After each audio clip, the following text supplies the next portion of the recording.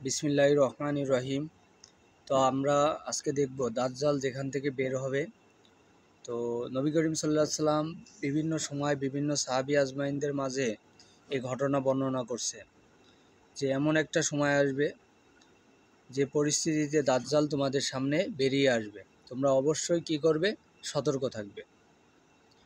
তো এই ব্যাপারে কিতাবুল ফিতানের শেষ খণ্ড থেকে বোঝা যাচ্ছে যে আবু উমামা বাহেলি রাদিয়াল্লাহু আনহু থেকে বর্ণিত, অর্থাৎ আবু উমামা বাহেলি রাদিয়াল্লাহু তাআলা আনহু থেকে বর্ণিত, তিনি বললেন রাসূল সাল্লাল্লাহু আলাইহি সাল্লাম বললেন, দাজ্জাল সিরিয়া ও ইরাকের মধ্যবর্তী চলার রাস্তা দিয়ে বের হবে। অর্থাৎ ইরাক বা সিরিয়া তার মধ্য স্থান থেকে সেই জায়গার যে রাস্তা আছে সেই রাস্তা থেকে দাজ্জাল বের হবে। তারপরে কাব রাহিমাউল্লাহ থেকে বর্ণিত, তিনি বলেন, তাদের নিকট তা বিজয়ী হওয়ার পর খবর আসবে। কি হবে? তাদের নিকট সেই বিষয়টা বিজয়ী হওয়ার পর তাদের কাছে খবর আসবে, যে এমন খবর আসবে যে বলা হচ্ছে যে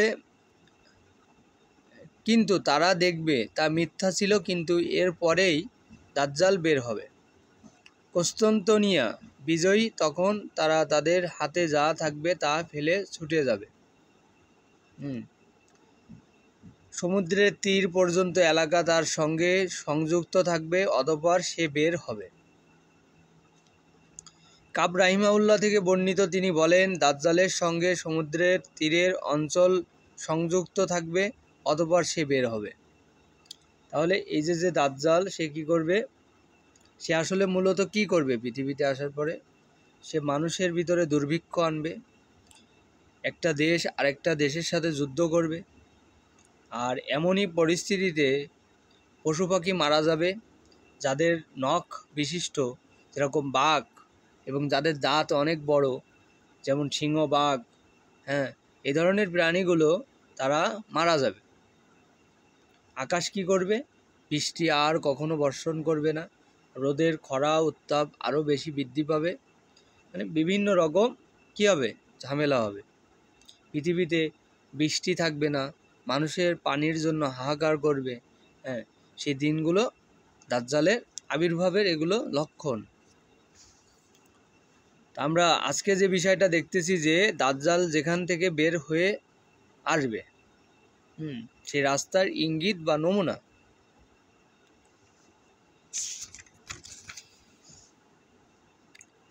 এসব অঞ্চল হয়তো সে অধিক করে নেবে।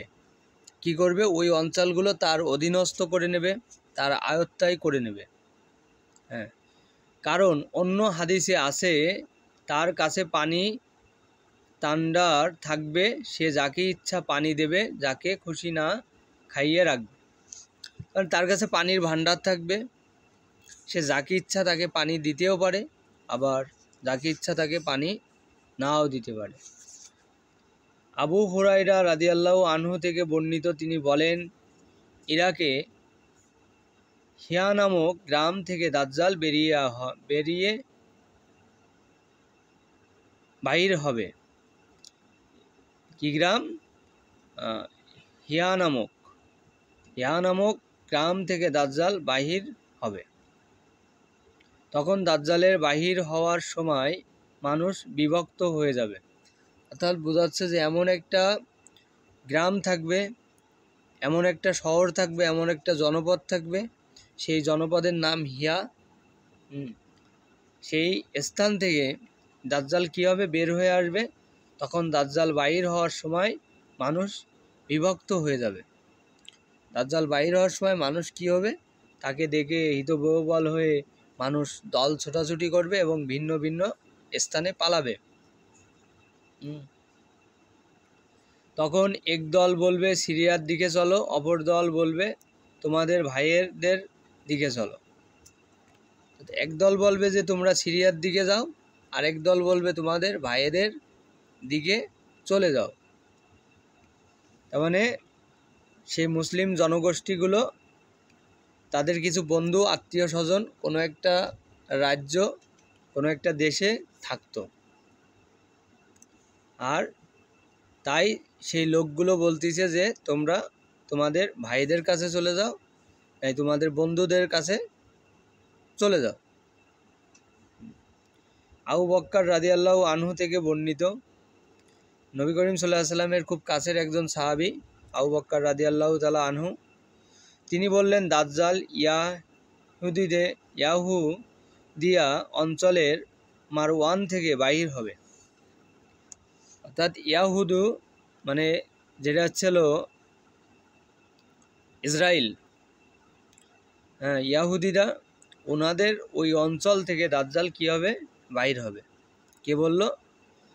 হযরত মুহাম্মদ সাল্লাল্লাহু আলাইহি সাল্লামের খুব কাছের একজন সাহাবী হযরত আবু বক্কর রাদিয়াল্লাহু আনহু।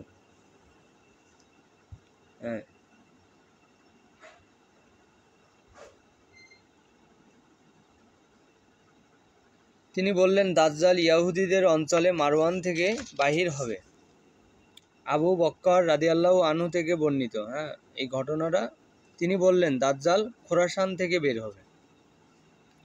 আবারও আবু বক্কর রাদিয়াল্লাহু আনহু থেকে বর্ণিত, তিনি আবারও বললেন, দাজ্জাল খোরাসানের থেকে বের হবে। খোরাসান ওই অঞ্চল নিয়ে অনেক হিস্টোরি, অনেক কিছু আছে, অনেক সমালোচনাও আছে। ওই অঞ্চল থেকে বেশ কিছু নিদর্শন দেখা দেবে কিয়ামতের আগে। আর ওই অঞ্চল খোরাসান অঞ্চল, ওইখান থেকে কি হবে, দাজ্জাল বের হবে। আবু বক্কর রাদিয়াল্লাহু আনহু বললেন। কাব রাহিমাহুল্লাহ থেকে বর্ণিত, তিনি বলেন, দাজ্জাল জন্ম হবে মিশরের একটি গ্রামে যাকে কৌস্র বলা হয়। দাজ্জাল জন্ম হবে কোথায়? মিশরের একটি গ্রামে যাকে কৌস্র বলা হয়, আর সেটা হলো বুসরা। আচ্ছা, মিশরের একটি শহর যেটার নাম হচ্ছে বসরা, সেই বসরা থেকে দাজ্জালের জন্মগ্রহণ হবে। কে বলল?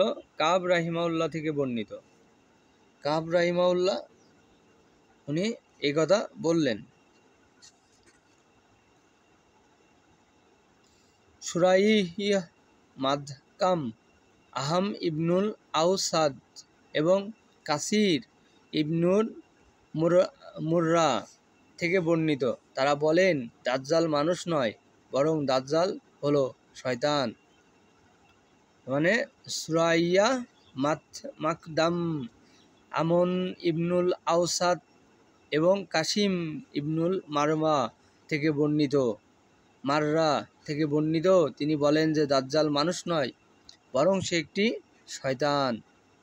তাহলে দেখো, যেখানে একটা উক্তি করছে যে কি বললো, যে দাজ্জাল কোনো মানুষ নয়, তাহলে মিশরে যে জন্ম নেবে সে কলম শয়তান জন্ম নেবে। সালেহ তার পিতার নিকট থেকে বর্ণনা করেছেন, সালেম তার পিতার নিকট থেকে বর্ণনা করেছেন, তিনি বলেন, দাজ্জাল হবে একজন শিকারীর সন্তান যে মদিনা জন্মগ্রহণ করবে। শিকারীর সন্তান যে মদিনায় জন্মগ্রহণ করবে, তাহলে দাজ্জাল হবে কি, একজন শিকারীর সন্তান যে কিনা মদিনাতে জন্মগ্রহণ করেছে। হাসান রাহিমাহুল্লাহ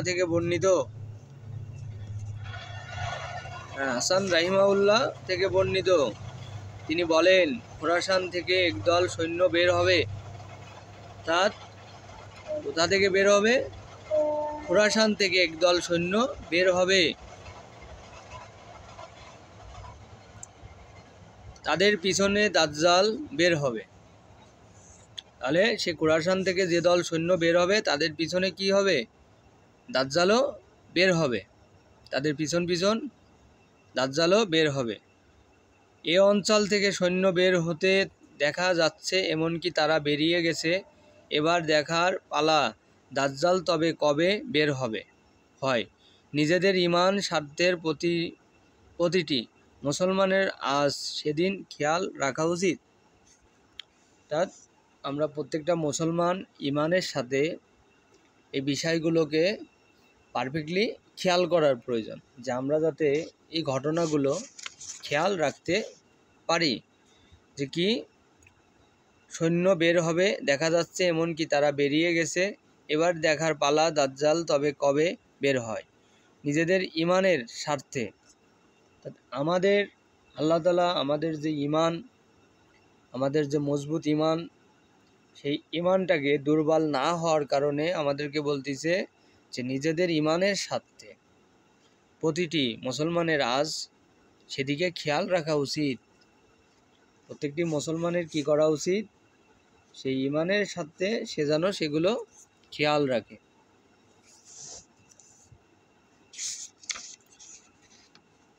মানে আমরা বুঝলাম যে দাজ্জাল কলাম বের হবে যেসব অঞ্চল থেকে, এবং তার কিছু নির্দেশনা, এবং সে কি একজন শয়তান, যে মিশরের কাপ শহর থেকেও সে বের হয়ে আসবে, সেখানে জন্মগ্রহণ করবে, এবং মদিনাতে হয়তোবা এমন শিকারী তার সন্তান সে হবে। আবু উরবান থেকে রাদিয়াল্লাহু আনহু থেকে বর্ণিত, আবু উরবান থেকে রাদিয়াল্লাহু আনহু থেকে বর্ণিত, তিনি বলেন, আমি আব্দুল্লাহ ইবনুল আমর রাদিয়াল্লাহু আনহুকে বলতে শুনেছি, নবী করিম সাল্লাল্লাহু আলাইহি সাল্লামের আরেকজন সাহাবী, এবং সে এই সাহাবী কি বলল, যে আমি অমুক একজন, মানে নবী করিম সাল্লাল্লাহু আলাইহি সাল্লামের খুব কাছের অমর, অমরের কাছ থেকে শুনেছি দাজ্জাল কুৎসা থেকে বের হবে। তা সে আবার কি করলো, যে এমন ঘটনা হলো যে ওমর কি করলো, শুনলো যে দাজ্জাল কুৎসা থেকে বের হবে। আব্দুল্লাহ ইবনুল আমর রাদিয়াল্লাহু আনহু থেকে বর্ণিত, তিনি বলেন, দাজ্জাল কুৎসা থেকে বের হবে, অর্থাৎ একবার উনি বলল যে অমুক অমুক কি করছে, উনি দেখছে, নবী করিম সাল্লাল্লাহু আলাইহি সাল্লামের একজন সাহাবী, তিনি নবীর কাছ থেকে হয়তো শুনছে কুৎসা থেকে বের হবে, এবং তিনি নিজেও বলল দাজ্জাল কুৎসা থেকে বের হবে। হাদিস নাম্বার 1501, কিতাবুল ফিতান শেষ খণ্ড। হাইসাম ইবনুল আসআদ রাদিয়াল্লাহু আনহু বলেন, আমাকে আব্দুল্লাহ ইবনুল আমর রাদিয়াল্লাহু আনহু বলেছেন, আর সে সময় তিনি মুয়াবিয়া রাদিয়াল্লাহু আনহুর নিকটে বসা ছিলেন। সে সময় তিনি মুয়াবিয়া রাদিয়াল্লাহু আনহুর নিকট বসা ছিলেন। তিনি বললেন, তোমাদের পূর্বের স্থান তোমরা চিনো। কি বলল, তোমাদের পূর্বের স্থান তোমরা চিনো, যাকে কুৎসা বলা হয়, যার অধিকাংশ জায়গা অনাবাদী। আমি বললাম হ্যাঁ। তিনি বলেন, সেখান থেকে দাজ্জাল বের হবে। মানে কি বললো আবার, যে তোমরা তো সেই জায়গাটা চেনো, যে জায়গায় চাষাবাদ হয়, গম, তোমরা চাষাবাদ করো, সরিষা, মসুর, এই ধরনের অনেক খাবার যা মানুষ খায়, প্রাণী খায়, পশু পাখি খায়, সেখান থেকে কি হবে, সেই স্থান থেকেই তো দাজ্জাল বের হবে। কে বলল? হাইসাম ইবনুল আসআদ রাদিয়াল্লাহু আনহু বলেন, যে আমাকে আব্দুল্লাহ ইবনুল আমর রাদিয়াল্লাহু আনহু বলেছেন, আর সে সময় তিনি মুয়াবিয়া রাদিয়াল্লাহু আনহুর নিকটে বসা ছিলেন। কে ছিলেন? মুয়াবিয়া রাদিয়াল্লাহু আনহুর নিকট তিনি বসা ছিলেন, এবং বলল, তোমাদের পূর্বের স্থান তোমরা চিনো, তোমাদের পূর্ব দিকের সেই স্থান তোমরা চিনো, সেই স্থান থেকে কি হবে, দাজ্জাল বেরিয়ে আসবে, যেটা তোমাদের খাদ্যশস্য তৈরি হয়, উৎপাদন হয়। ইবনুল তাসওয়াস রাদিয়াল্লাহু আনহু তার পিতা থেকে বর্ণনা করেন, বলেন, দাজ্জাল ইরাক থেকে বের হবে। দাজ্জাল কি হবে, যে ইরাক থেকে বের হবে। ইবনুল তাসউম রাদিয়াল্লাহু আনহু তার পিতার থেকে বর্ণনা করেছেন যে দাজ্জাল ইরাক থেকে বের হবে।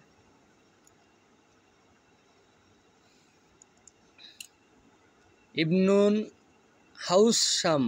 হাউসাব আব্দুল্লাহ ইবনুল আমর রাদিয়াল্লাহু আনহু থেকে শুনেছেন, তিনি রাসূল সাল্লাল্লাহু আলাইহি সাল্লামকে বলতে শুনেছেন, অচিরেই মানুষ পূর্ব দিক থেকে বের হবে, তারা কুরআন তেলাওয়াত করবে, যা তাদের গলা অতিক্রম করবে, হ্যাঁ, করবে না। আর যখনই তাদের থেকে কোনো শিং বের হবে তারা কেটে দেওয়া হবে। রাসূল সাল্লাল্লাহু আলাইহি সাল্লাম উক্ত একটা শব্দ 10 বারের বেশি আবৃত্তি করেন। যখন তাদের থেকে কোনো শিং বের হবে তা কেটে দেওয়া হবে। এমনকি দাজ্জালের আবির্ভাব হবে তাদের অবশিষ্টদের মাঝে। মানে শাহর ইবনুল হাউসাব আবদুল্লাহ ইবনুল আমর রাদিয়াল্লাহু আনহু থেকে শুনেছেন, তিনি রাসূল সাল্লাল্লাহু আলাইহি সাল্লামকে বলতে শুনেছেন, অচিরেই মানুষ পূর্ব দিক থেকে বের হবে। অচিরেই মানুষ কোন দিক থেকে বের হবে? পূর্ব দিক থেকে বের হবে। তারা কুরআন তেলাওয়াত করবে। তারা কি করবে? কুরআন তেলাওয়াত করবে, যা তাদের গলা অতিক্রম করবে না। মানে এমন কিছু মানুষ আছে যারা কোরআন তেলাওয়াত করে, যাদের হৃদয়ঙ্গম হয় না, মানে হৃদয়ঙ্গম হয় না, মানে কোরআন যে তেলাওয়াত করে তাদের হৃদয়ের ভিতরে তা যায় না এবং তা বোঝে না। হ্যাঁ, তাদের ভিতর থেকে কি হবে? শিং গজিয়ে উঠবে এবং সেই শিংগুলো কি হবে? কেটে ফেলা হবে। তখন তাদেরকে কোনো শিং বের হবে তখন তা কেটে দেওয়া হবে। রাসূল সাল্লাল্লাহু আলাইহি সাল্লাম উক্ত কথাটা 10 বার বেশি আবৃত্তি করেন। উক্ত কথাটি 10 বারের বেশি বলেছেন। যখন তাদের থেকে কোনো শিং বের হবে তা কেটে দেওয়া হবে। এমনকি দাজ্জাল আবির্ভাব হবে তাদের অবশিষ্টদের মাঝে। আজ এসব অঞ্চল ইসলামের অবস্থা খুবই নাজুক। আজ কি হয়েছে? এসব অঞ্চলে একটা সময় ইসলাম ব্যাপকভাবে ছিল প্রসার, কিন্তু এই অঞ্চলগুলো এখন ব্যাপকভাবে ইসলাম থেকে দূরে। আজ আমাদের মাঝে সেই হাদিসের প্রত্যেকটা হিসেব সব ঠিক আছে যে আজ ইসলামের রুসুম রেওয়াজ আছে, তবে ইসলাম নেই। মসজিদ এসব অঞ্চলে অনেক আছে, তবে তাতে হেদায়েত নেই। আজ যারা কারি বা আলেম তারাই যে ইসলামের অপব্যাখ্যায় আদাজল খেয়ে নেমেছে। তাহলে আজ যারা কারি বা আজ যারা ইমাম তারা কি করছে? ইসলামের আজ ব্যাপকভাবে অপব্যাখ্যায় নেমেছে, যা আমরা ইতিপূর্বে দেখাইছি যে এমন একটা সময় আসবে যে ইমান মানে জ্ঞানী মানুষ থেকে ইসলামটাকে নিয়ে নেওয়া হবে। তারা তখন ভুলভাল বকবে এবং সেই মানুষ তাদেরকে ভাববে এরাই সঠিক, কিন্তু সেই সময়টা ঠিক এখন কলম আর নাই। তার মানে এখানে অনেক সুন্দরভাবে এই কথাটা উঠে আসছে যে তাদের যে হৃদয়ঙ্গম হবে সেটা তারা ভুলেই যাবে।